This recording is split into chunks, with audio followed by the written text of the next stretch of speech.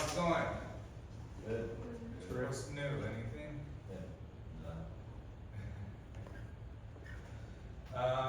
All right, picking up from last class, we kind of just broke down what business was, and we're kind of going to go through the history of business, the important features of business, all the things that influence business.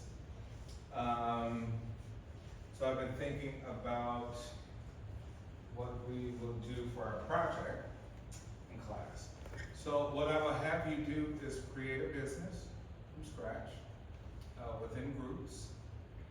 Right? You can create any business that you like, whether it be for-profit or not-for-profit. And we'll talk about the difference between that, and that will be your group project. Now, on a side note, I would like kind of for each class for a few people to come share something that's transpiring in business that you've made an observation about. So we just mean like coming up to the front of the class. If you got like maybe one slide you want to share, you can. If you don't have a slide, that doesn't matter. But just something that you've observed about trends happening in business, right? So what we'll do is this half of the class will go on Tuesdays, and this half of the class will go on Thursdays. Sounds good? Remember, it's short. You know, part of the reason why I want you to do it, I want you to get comfortable just talking. I know you probably suffer from maybe some anxiety in terms of talking, but hopefully we can work on that. Hopefully I can help you work on it. Okay? Not trying to make your life difficult. But the other part too is like to get us to really start observing things about businesses and kind of discussing why they're happening, what these trends that we see. All right, so first things first, let's get into our groups and just exchange information, quick information. So group 1 will be YouTube. Group 2 will be YouTube. Group 3, okay? Group 4, Group 5. So if you can quickly just maybe exchange information so you can start communicating and throwing out ideas about what you would like to do for a business. Maybe at least exchange emails or something else.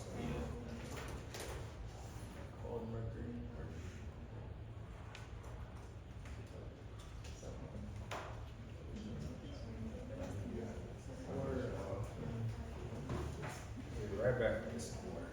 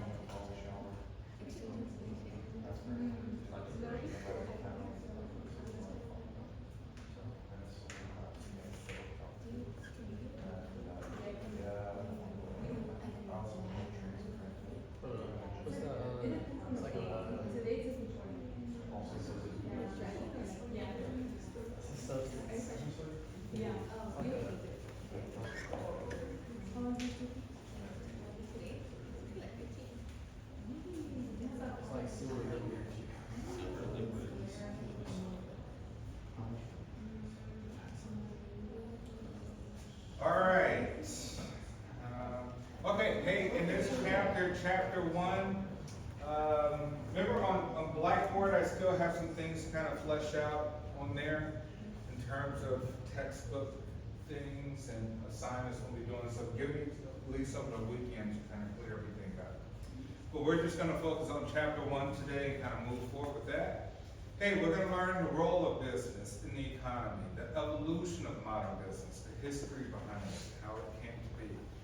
The role of nonprofit organizations in the economy, core factors of production and how they affect the economy in today's business environment, key dimensions of it, and current business trends that might affect your career choices.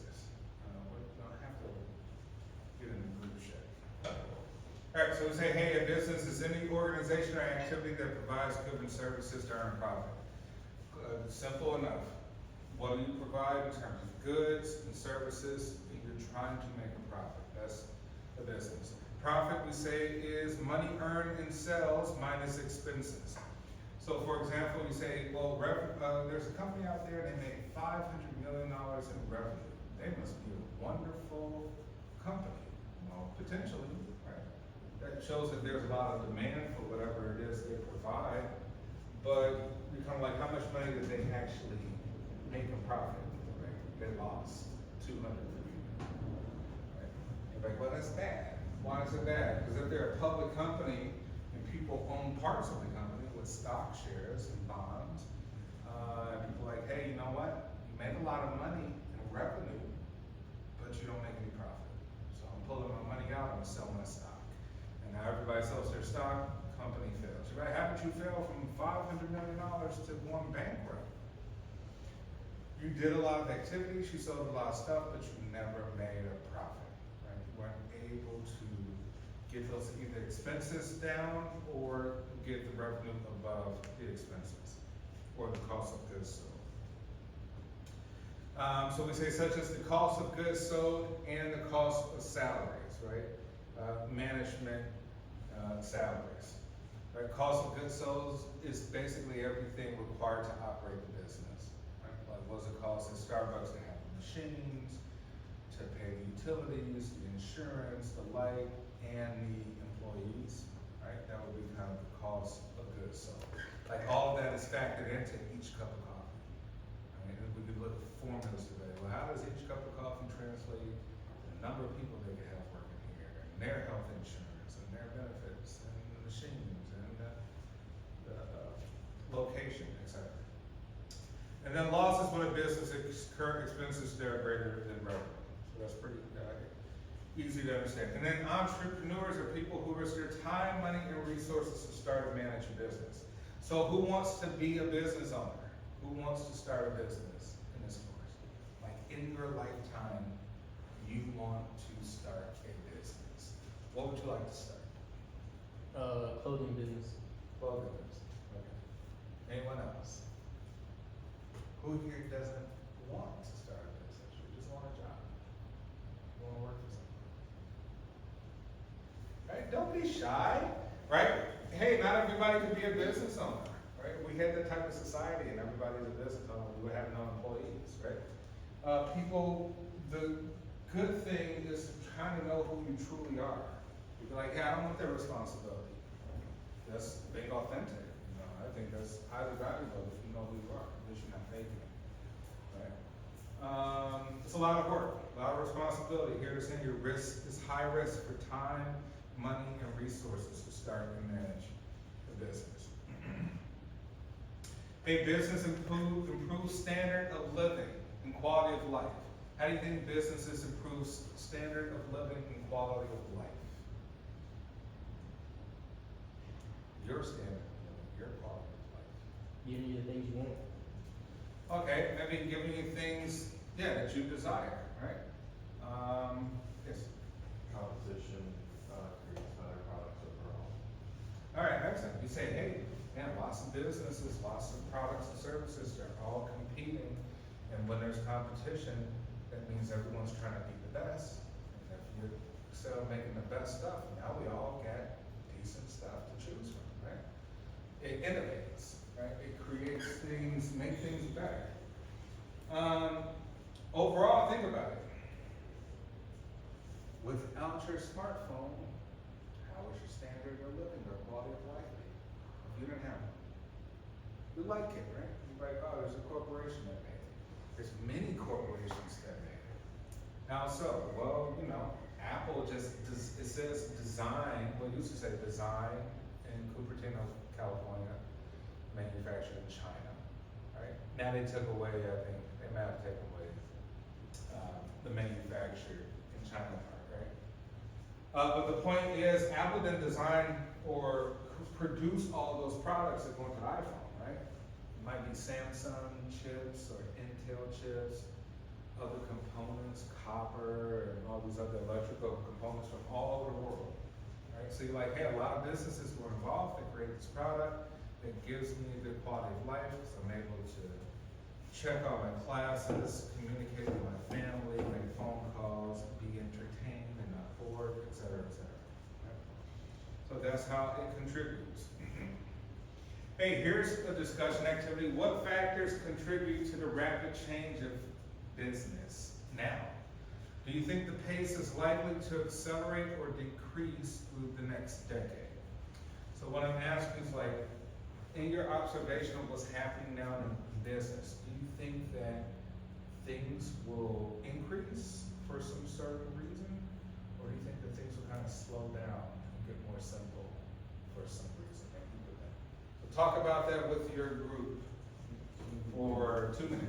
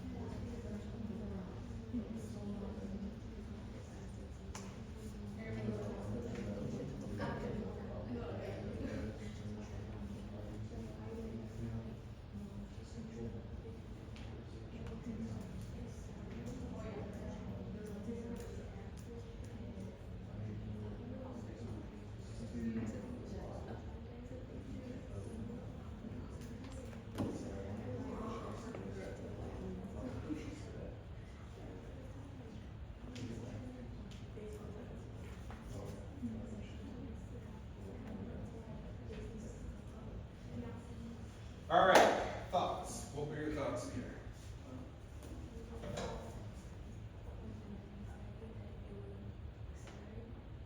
Why?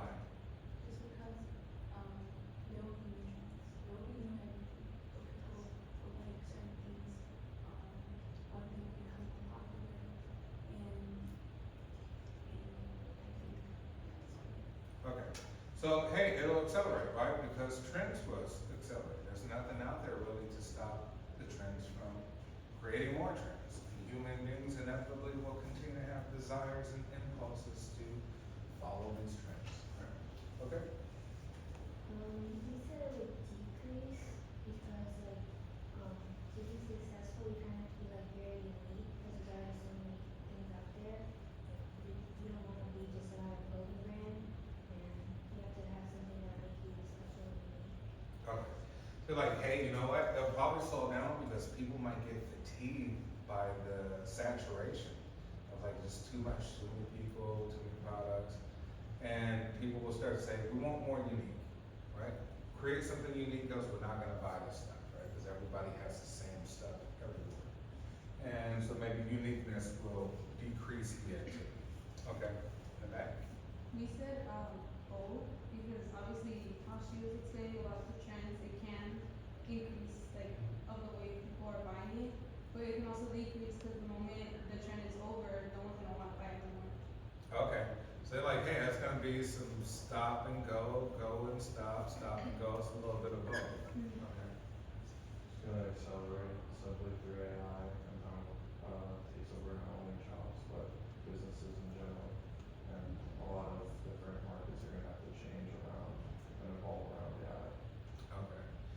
AI is gonna have a significant impact because it's essentially eliminated a lot of use for, things that were previously there. It's made everything easier, so now we gotta find a way to actually still keep people employed.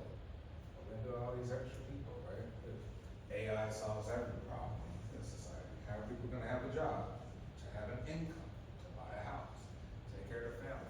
There are no jobs because of AI. We kinda said the same thing, yeah. Not because like, AI. it is. Okay. And thus we will, like you were saying, we will have to be more innovative and have an urgency to create more stuff surrounding AI. Maybe AI will be the major thing that we surround our entire economy around something. Which is kind of scary, because like AI consumption will be this thing. We're all like focusing on this artificial thing, but some way it might not become artificial. Because the fear factor of that is that there's a tipping point where AI becomes conscious, as you and I are conscious beings, that it will reach its own consciousness and no longer have a need for human intervention. And thus, it will do what it want to do, and there's no stopping it. Meaning that it is so smart, it could go tap into the nuclear codes to bomb the entire planet, just like that. Shut off all the electricity, all this stuff that it can do, if it becomes conscious and wants to do that. Right? All right, excellent.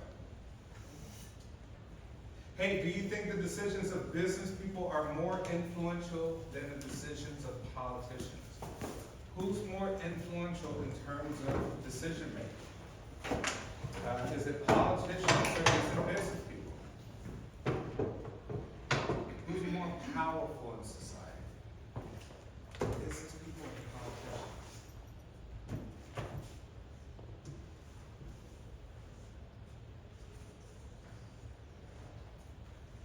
Remember, no wrong answers, just answers. So don't be shy. Yes. I think it depends, because I think they're both as influential as each other, because whatever politicians put into, like laws they put into effect affects businesses, and businesses are doing good or bad, it affects politicians and who's gonna be elected into office. So it's kind of like a role where they need each other, to be in line to succeed, because they can both just screw each other over in one aspect to get what they want. So I'd say it really just depends on the environment you're in, who's more influential. All right, you say, hey, it's kind of circular, right? It all involves both parties. If the businesses are doing well, they will lobby and influence certain politicians to get the things that they like, that are contained to do. But the politicians still are in position to pass some laws that can either hurt or help businesses, right? So it kind of goes both ways. Anyone else think that it's just one above the other? Maybe ultimately it is the corporations, right? Because you think if you are trying to be newly elected for the first time, then you need votes. In order to get votes, you need awareness, you need marketing, you need advertising. To get that, you need money, right? So it's almost like whoever has the best promotion, and marketing, and advertising, and exposure gets in office, right? Because the message is out there for everybody to see. That comes with dollars. And who has the dollars? Business leaders has the dollars, right? So inevitably, if they're like, hey, you know what? Here's some campaign funding, but you have to do our bidding once you get in office. You have to do what's gonna help us, our particular market, industry, whatever, because we're giving you $100,000 to help you with that budget to get that awareness out there, right? So ultimately, it does really kind of come down to businesses, but once the politicians are in office, they could build up some power that potentially they can become larger than some of the businesses at this point. So it's kind of a little bit of dimension of both, but I would kind of say that's more the corporations. So, think of the other concept too. Families are businesses. families are more important than you. As a single person taking care of yourself, if that was the case, you are less important to the government than a family. A family is two people with combined incomes who's now able to afford that nice home in River Forest. A single individual probably doesn't have the capability because it's just one income. A family with children has the motivation now to take care of their children, to put them in the best schools, and that requires money, that requires more work, that requires growth. You may not have that ambition or motivation because that's not your life. If you're a single individual with no family. So in essence, families are the most central component of societies. Above that is corporations, above families. Because if there are no businesses to offer you a job, you don't have a job. You have no income, right? So all of you are looking most likely to start your own business or work for a corporation. You want to be employed, you need to go to hospital, you need health benefits, vision, dental, right? I don't know, a bonus, a certain amount of income. So the corporations, that's why the government usually has laws with the corporations in mind. And then, the people get mad about that, right? Oh, I give them a tax break. The thinking behind that, and not to say that it works, it may not work. The thinking behind that is that we give them a tax break, allow them to have more money, that means they have more money to hire more people. More people have jobs, and more people are employed, the economy gets bigger. And then whoever's in charge will say, hey, look what I did. I made the economy bigger and better. Right? That's the thinking, right? That the corporations need to be priority over individuals. Hey, if you had to pick one factor that has caused the most change in the global economy in recent years, what would you choose? I think maybe AI. Anyone else besides AI could think of like one thing that's kind of changed things in the economy? COVID. COVID, right? COVID completely changed everything. It changed how we just kind of interact and live with each other. Globalization. All right, you're like, hey, more globalization. Globalization means like, hey, what used to be underdeveloped countries, used to be countries that weren't in the talking points of being global leaders for business or economics, now they are. So there's more countries that are now developed. And like, they got everything that we got, right? So now there's more competition amongst the nations for tourism, imports, exports, right? So countries are becoming more wealthy, which means more competition. Globalization is happening. The other countries' dollars getting stronger to compete with ours. Now we gotta make laws and things to fight back, right? So whenever you see these things happen in politics on a global scale, it's just like, we're just reacting to make sure we stay up here versus our competitors. So in essence, the country is a corporation itself, right? It has a CEO, that person has to make decisions, a bunch of departments, Department of Education, Interior, et cetera, et cetera. It's a corporation, and we're trying to stay the Apple of corporations, right? We're trying to stay at the top.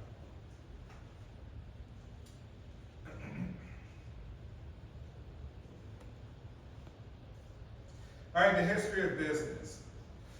Right, here we're kind of talking about, they're kind of focusing on American business, so we'll talk about that. But think on a historical level, the first major public company was the Dutch East Indian Company, right, probably like the 1600s.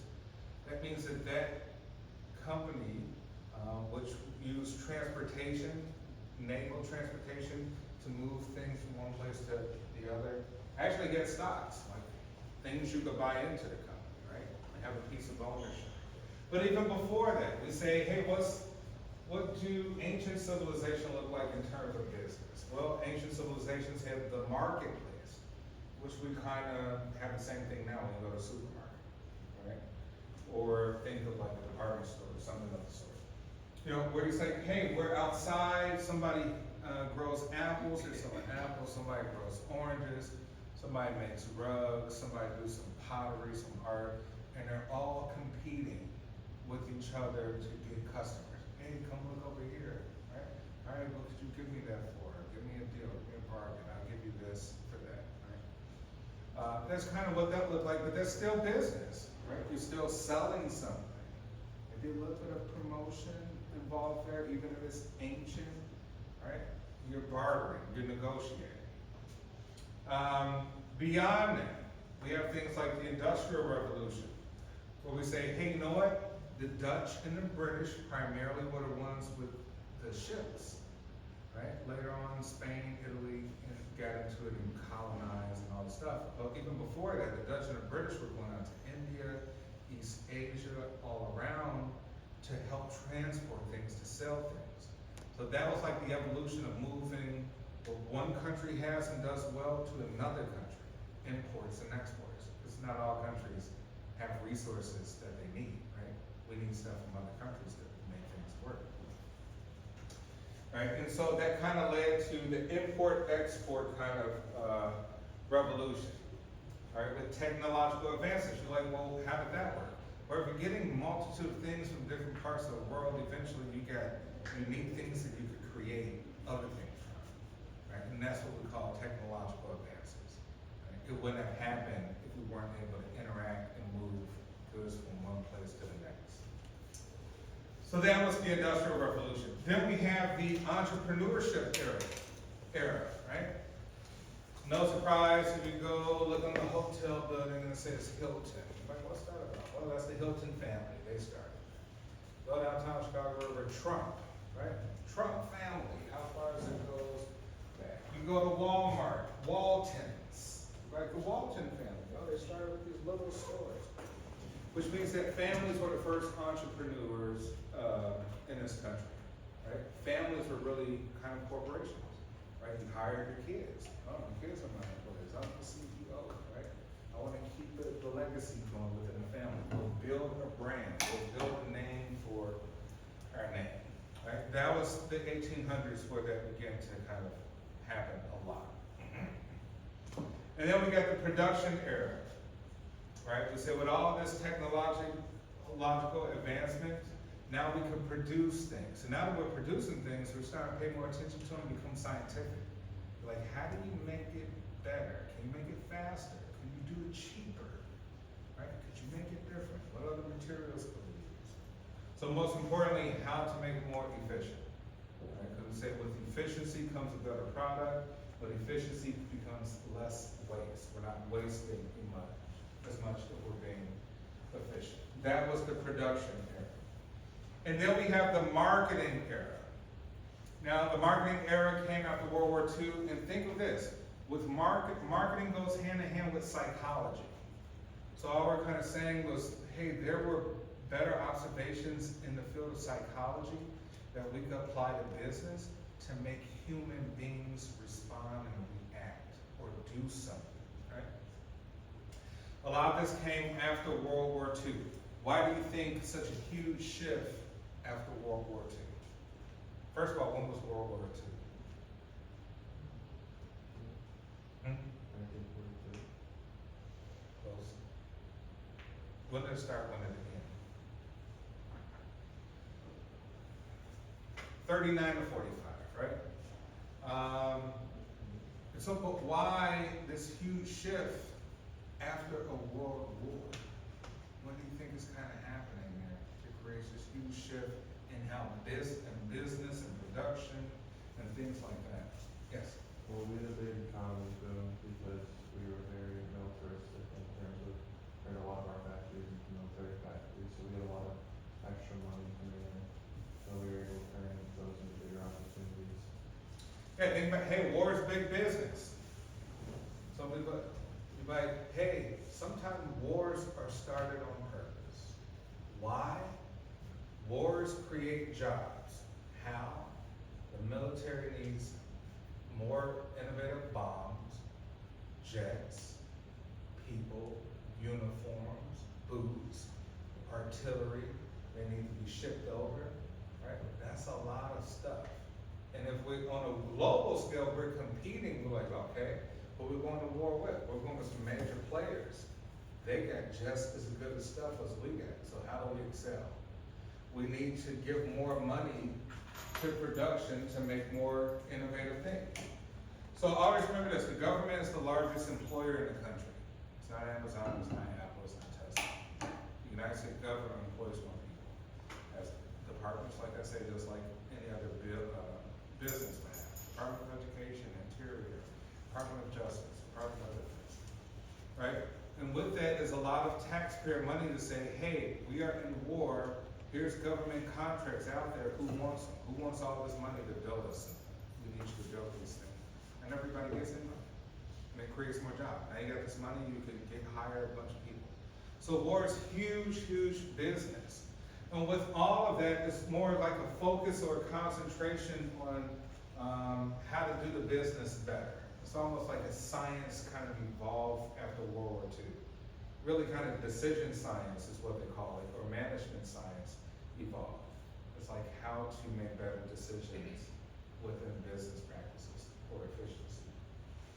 So, yes, we're talking about the atomic bomb, right?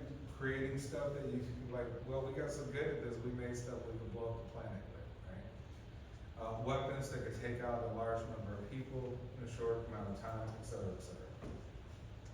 Now, once again, I say, hey, the psychology part actually was huge in this aspect because the field of psychology was really emerging around this time. We're talking about like the late 40s and 50s, where we start to examine kind of a theory of behaviorism. And the theory kind of goes as such, right? Think of this. What if your genetics play very little to absolutely no piece in your behavior? What if literally your behavior, everything that you do, and you believe that you're making these choices and decisions on your own volition with your own free will, what if that's not true? What if the environment is the #1 indicator of your human behavior? And if you can, just like a rat in a cage in a laboratory, and add an obstacle, put a light, let's see what the rat starts to do. Put a light and pulse it. Put a little obstacle there, let's see if they'll start to change the way they move. Add something over there in the corner. Could we do the same thing with human beings? To make them respond, react, and then they start to move like millions of rats. Follow the trend, follow, right? That means eventually, organizations and governments essentially know how to control human behavior, right? Because when we said that the indicator will be that the environment shapes who you are, not your genetics, right? Now some may argue that, some may argue, okay, genetics has something to do with it, of course it has to do with what you phenotypically look like, but I don't know, you could argue that maybe genetics don't really play into it with the exception of a few things, mental illness, debilitating mental disease, something else. So yes, so basically you could start to get like a laboratory sort of experience. Like, what if we try these things with human beings and see how they respond? And it works, and that's essentially what we call marketing, right? Different ways, systematic ways we could do stuff to make you buy your shoes. Hey, what made you buy those Nike? What made you buy that? What made you go to Concordia? What made you do all these different things, right? So yes, marketing and psychology kind of went hand at that era. And now we're kind of in relationship era. So in relationship era, we think that, hey, business is just like any personal relationship that you have. There are people in your life, and you're like, man, this has been my friend forever. Like, why has that been your friend so long? I like what they bring to the table. And then there's people in your life who are like, hey, you know what? I got people that I engage with, but not that much. Why? They're okay. They're okay. Just don't want them all the time. And then there's people that you meet once, and like, I never want to interact with that person again. I could care less about that person. Businesses kind of relate that model now in the sense of saying, how do I create a long-term friendship with you? What do I have to do to be your friend for life? Right? because that's the real challenge. And so, can you think of any products that you buy that's been your friend, that you've had a relationship with for a long time? Yes. My phone. How so? I don't know, ever since I got an iPhone, I've just liked it more than any phone I've ever had. How many iPhones have you bought? Probably like three. It's a lot of iPhones. Apple's like, hey, thanks, man. You're gonna get more money out of it in the future. We're gonna have a lifelong relationship. Could be, anyone could think of another product or brand that like you've been buying forever. I know some people are gonna say, usually it's Nike. Right? What about your phone company? Yeah, that's excellent. Yeah, you like, why? Because I was like, how many options we get? T-Mobile, Verizon, AT&T. It's not that many. It's not that many friends we can have, right? We don't have enough. But you're like, hey, we're gonna have a lifelong relationship, right? With their service providers, right? So that's the focus now, and that'll be your focus. Because I said we're starting businesses for you two who came late. Our project is going to be starting a business, right? So make sure you're exchanging information. So we're not going to be thinking about just starting a business.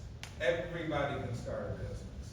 We're trying to think about a successful business, which is very systematic in how you kind of look at things to say, how can I make this successful? What's a successful business? One with a lifetime relationship with their customers. We're really trying to build that long-term relationship with customers. Right? Because you could go on TikTok shop and you may have bought that one thing and they're like, I'll never buy from them again. They suck, right?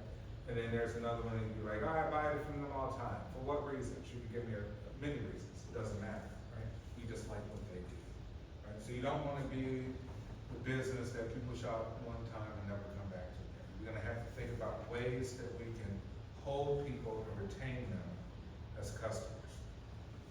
So when you go down North Avenue, or like I said, Lake Street, and you see the little restaurants, and you see the little stores, and then you walk past over the morning, you're like, oh man, that place closed down. They haven't had their doors open forever. What happened?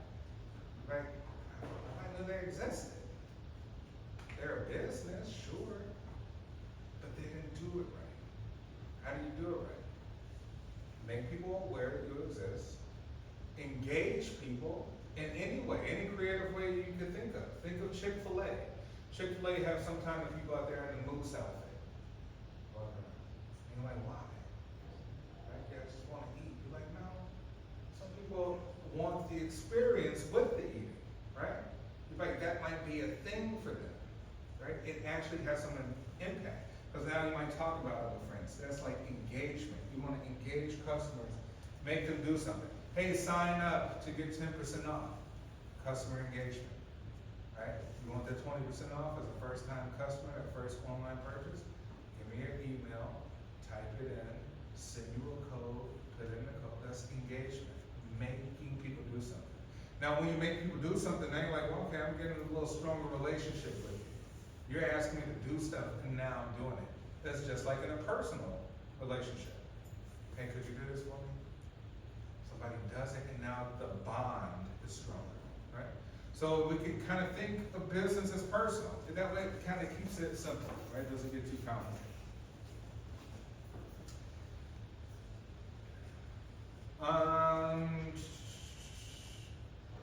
Here they're asking us to use the internet to research an American company that has been in business for more than 100 years. As a group focused on obtaining and analyzing the following information. We can skip that, because that'll take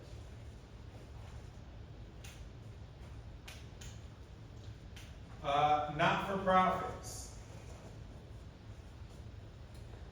Hey, what's the difference between not-for-profit and for-profit?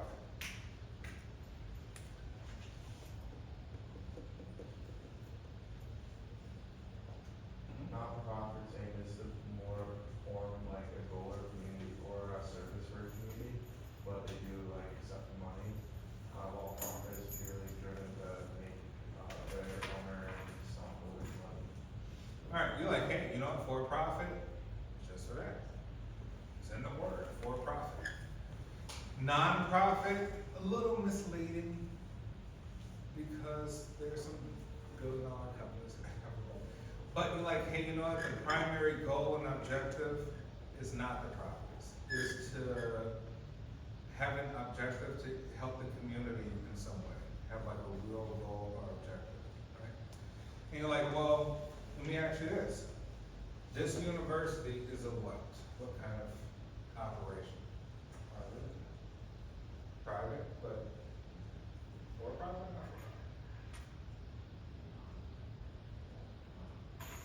not. Not?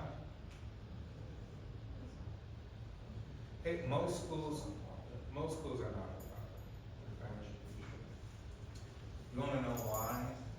Could you imagine if you had to pay taxes on this campus to Cook County? What that bill would look like? So imagine it. Non-for-profit, the benefit with non-for-profit is tax savings, right? The IRS makes you tax exempt from a lot of things, one of them being real estate taxes.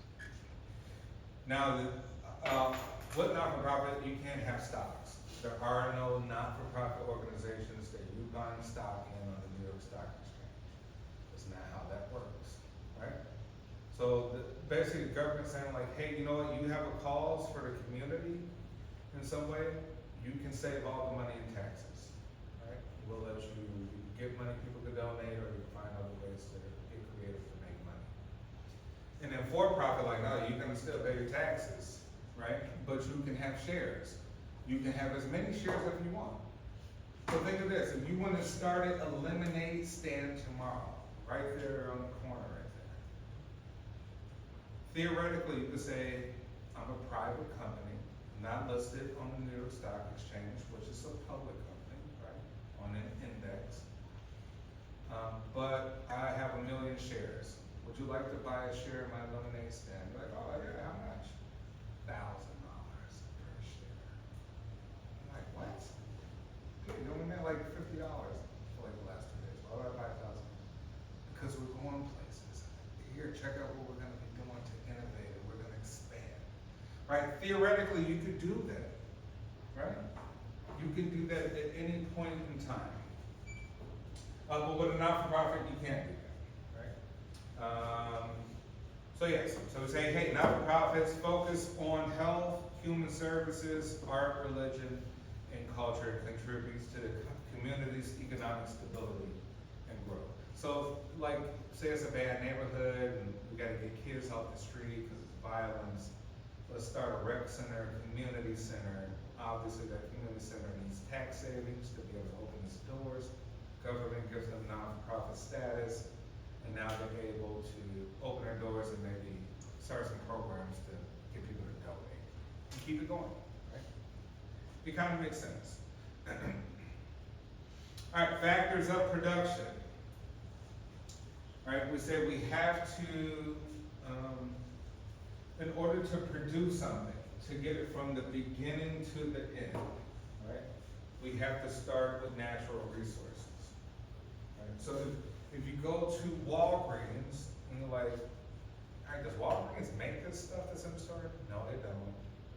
Procter & Gamble makes these detergents and these toothpaste, and this company, this manufacturer makes these products, right? L'Oreal, makeup, blah, blah, blah. Whereas Walgreens is just a marketplace to sell it, right? So what we're focusing on is really like the manufacturing, like how it all comes together. So in these natural resources, inputs that offer value in their natural state. Once again, like importing things so that you could build something from it. And then we need capital, right? Synthetic resources that businesses need to produce goods or services. Capital could be human capital. And sometimes human capital is like the most important asset within a business. What companies you think has great human capital? And when I mean human capital, like the employees are the most important element of their business. Do you think of any companies?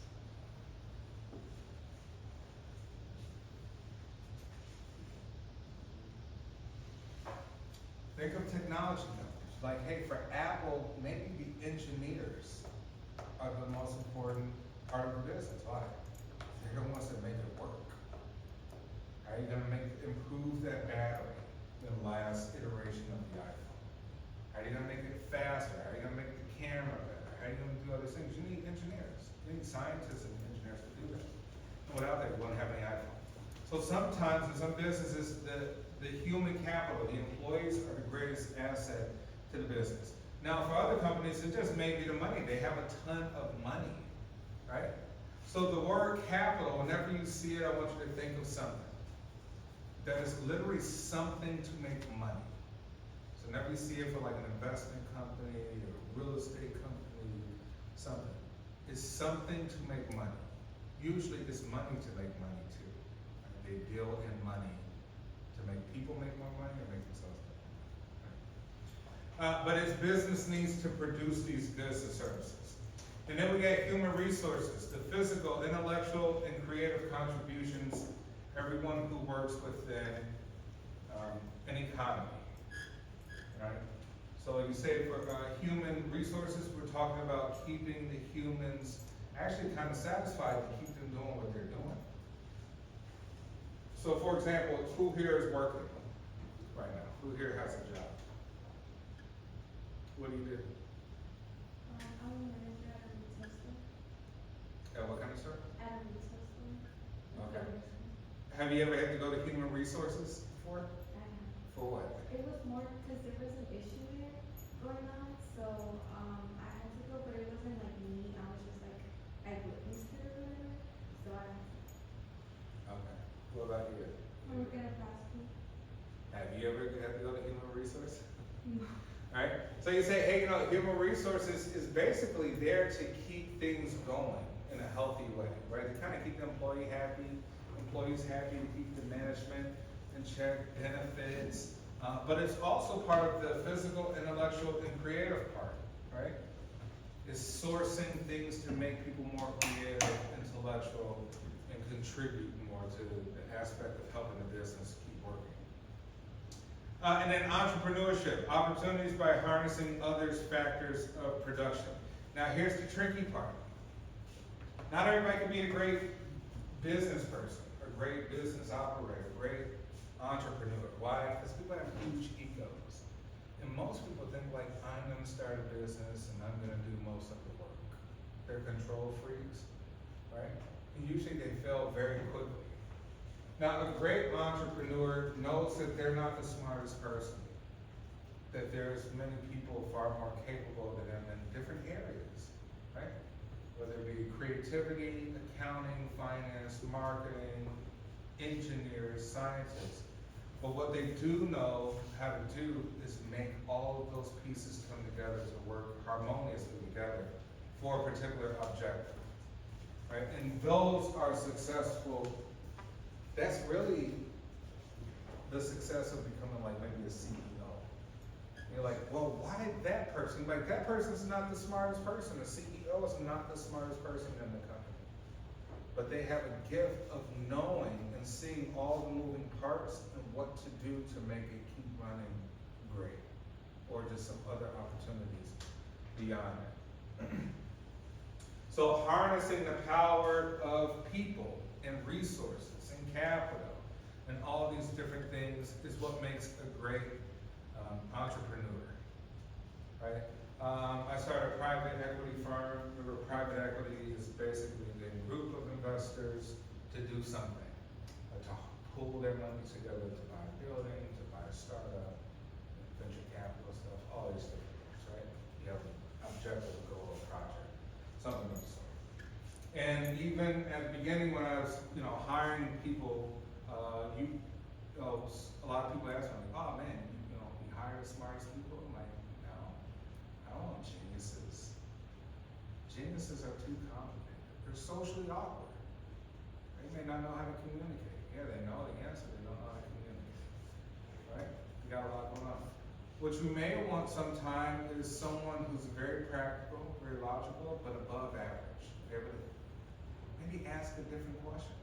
Like everybody's been asking the same question, they've asked something different.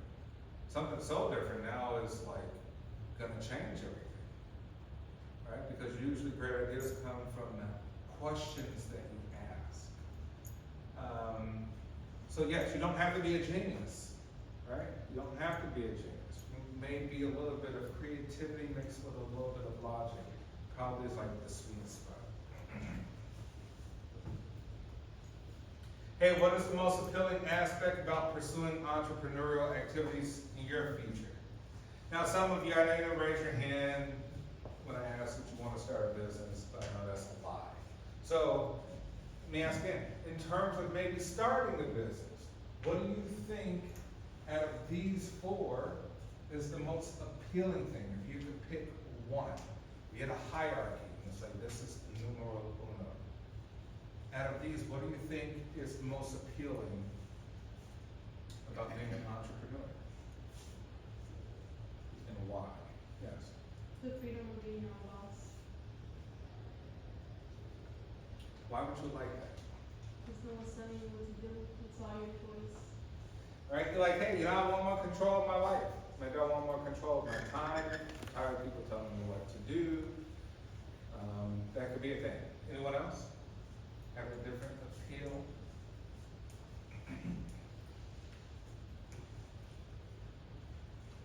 For my future business startups, what do you think?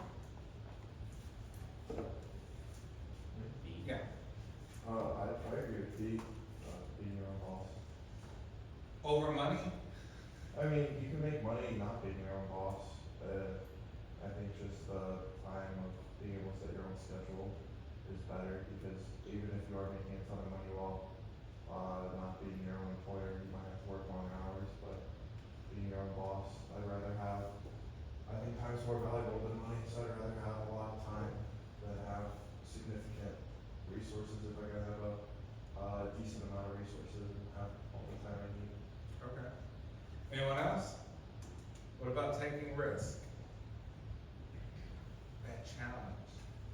Right? Some people may think of the creative aspect.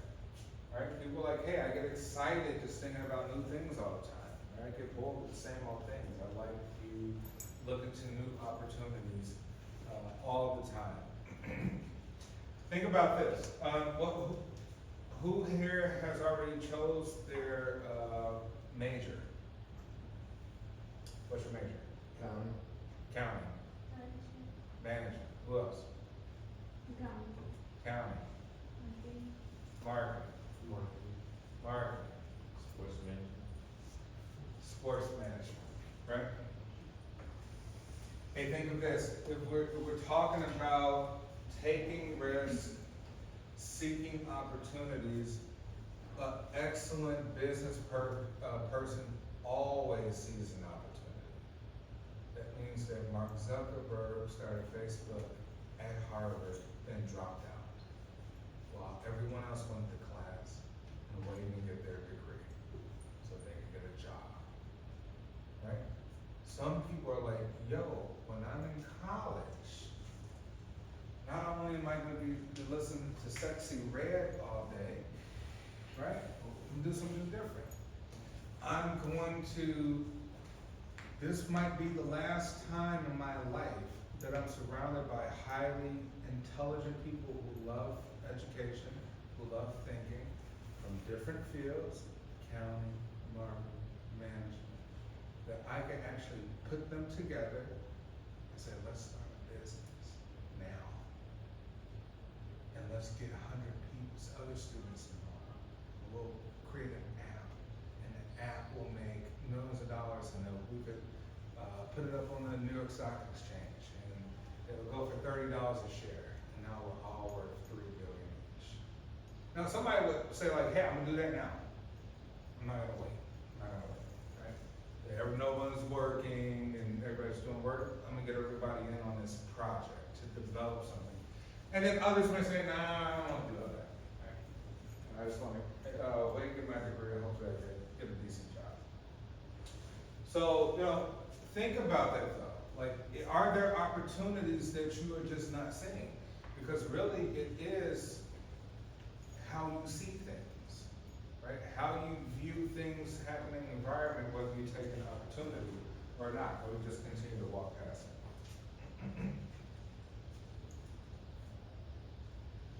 All right, next we got the business environment. We got the economic environment. You're like, hey, what's going on right now? Inflation. Inflation is what? What's the definition of inflation?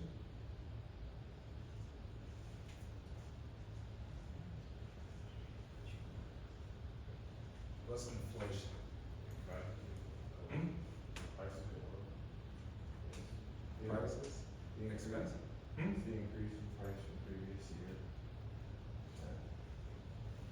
Inflation is just that the dollar is poor. That means that the $1 bill you have in your hand, although it says $1 with George Washington on it, it's 30 cents. Right? Now, when you go to the places and you're like, oh yeah, they jacked the price up. And theoretically, it's just saying that the dollar is cheap.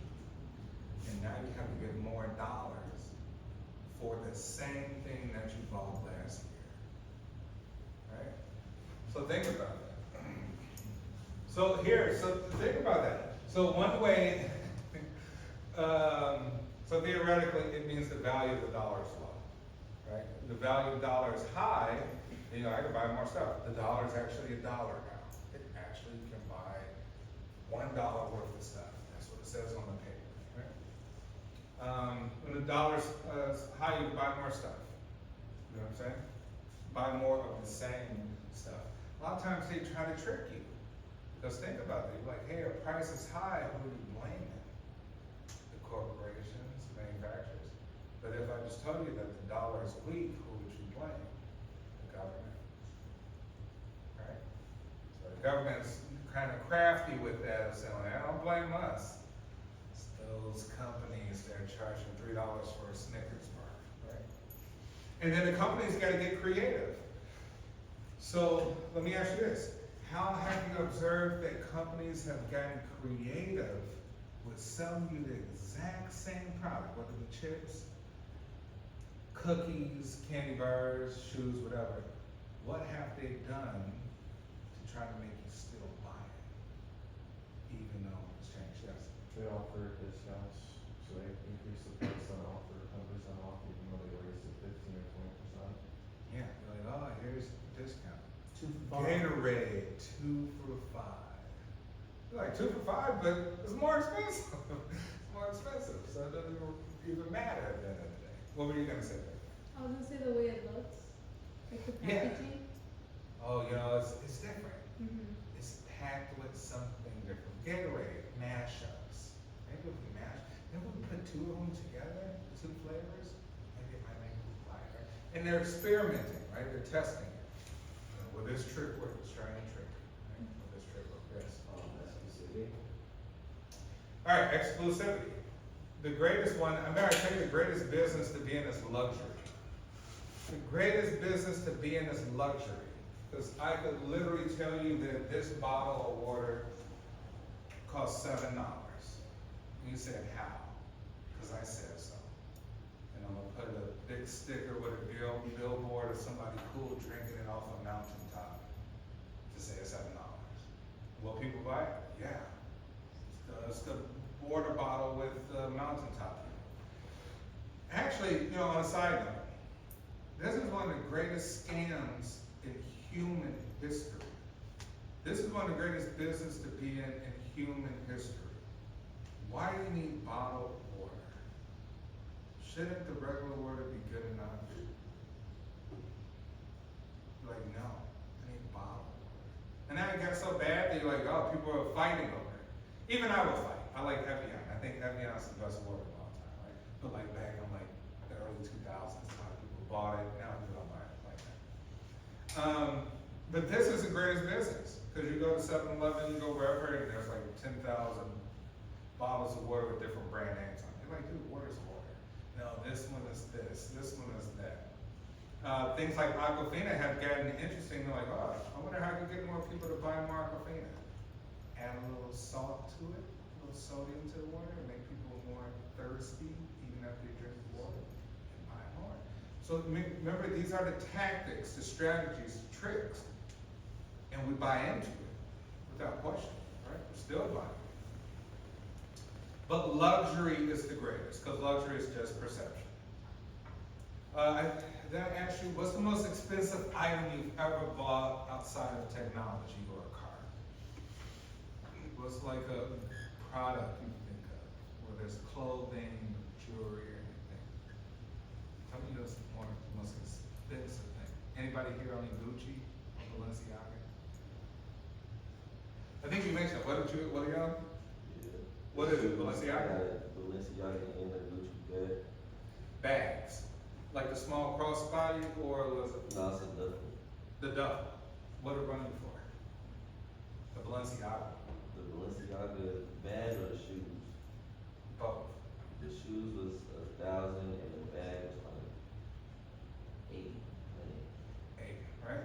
And here's the thing, you buy that, why would you buy it? Because I like it. That's the real answer. The answer doesn't really matter. The point is that Balenciaga has a concept of luxury. And whether you think it's made in Italy, and you might say, oh, only 30% is, but they just put made in Italy, it doesn't matter, right? They got you there too. The concept is that, hey, I'm exclusive, because there's only a limited amount of people, A, that can afford this.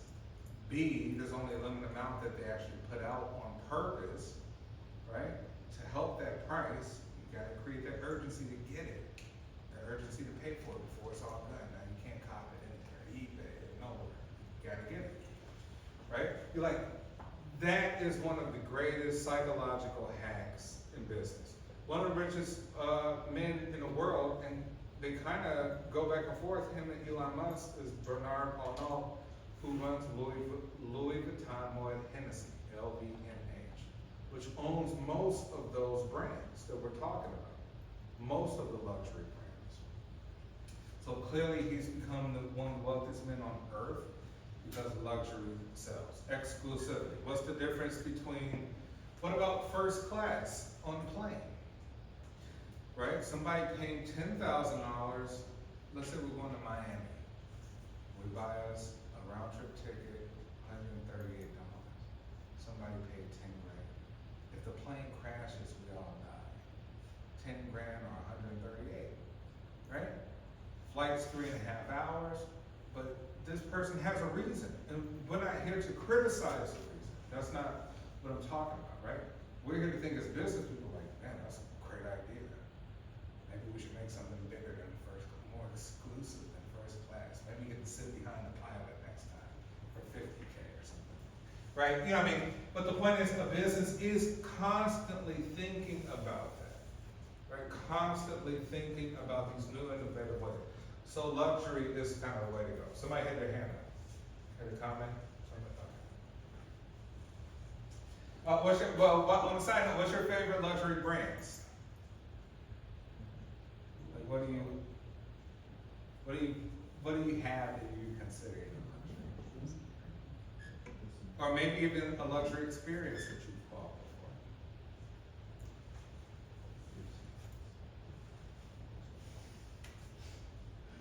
before. No hobbies that you think are kind of expensive or luxurious? I would say volleyball. Like for equipment or something? Are you? No, for like, I guess for like club, like back when I was in high school playing club volleyball, it's pretty expensive. Yeah, you're like, hey, clubs are expensive, Yeah. right? Join the golf course club. How much you're charging for it? Yeah, we did this on purpose. Why? We don't want all you in the club. We just want a select few, right? This club, whatever club. It's really to build that exclusivity. We don't want these people. We only want this people, right? We know they're willing to pay for it. All right, so yes, luxury. All right, then we got things like the social environment when it comes to business, right? What are some things you think socially can impact the business environment? Like socially, dealing with society. That has huge significance to impact business.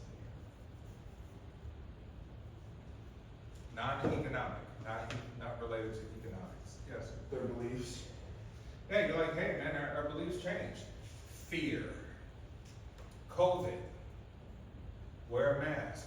Oh, we should get in the mask business. Why? Everybody's afraid.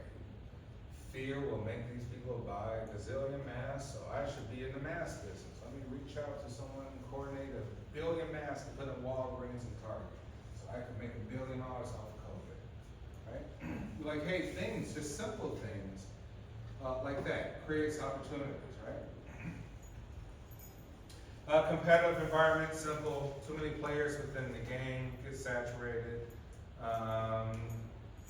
Or you say, hey, there may be not as many players. So typically, kind of the life of a business, of a successful business is this.